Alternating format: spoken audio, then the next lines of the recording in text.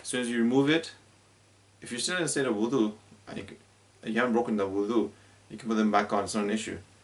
But if you have put them on, and then you've broken your wudu, so that means your time period has started, your countdown for that 24 hours if you're a resident, or 72 hours for a traveler, that once the countdown has started because you've broken your wudu, now if you were to remove it, then that's it. You're one of them or both of them. If you just take off one side, your left Khuffain off your left leg, off your left feet, it will still it will still nullify this concession. You can't do wiping of the special socks anymore. You'll have to do a whole new wudu and then put on the Khuffain again, and then your 24-hour period won't start then, obviously, until you break your wudu, then it would start. But that would start the process off. So you remove it when the time's up. So we've seen for the two time periods, 72 hours or 24 hours, when the time's up, you cannot, that concession is finished then. And major ritual impurity, so when you have to do ghusl, anything that you have to perform ghusl with, so being in a state of janaba, major ritual impurity, as sperm has exited, or you have had relations with your partner, or for a woman, what things are necessary ghusl is nifas and hayd and wilada, so having given birth, menstruation, and as well as postnatal bleeding. So all of these things will now nullify ghusl, will nullify the ghusl, but nullify also this concession of wiping of the khuffain. And then from here we will go on to the next one, the next chapter, which will be on tayammum, which is the fourth maqasid, the fourth goal and primary purpose of our purity, because what we want to achieve in purification is wudu. We want to be in a state of wudu, we want to be in a state of, we want to get to wudu, we want to get to ablution, we want to get to ghusl, the purificatory bath, we want to get to tayammum, so how, we're learning how the process of how we have to do it, the how to do tayammum, which is the next thing, and muslim khuffain as well. Khuffain is another thing. So these are the four things that once you achieve these, you're coming in a state of purity. So that was the aim of this chapter of purification. Four aims: to do wudu, to do ghusl, to do wiping of the special socks, and at tayammum, the dry ablution, which we will see next. Wa sallallahu alayhi wa sallam.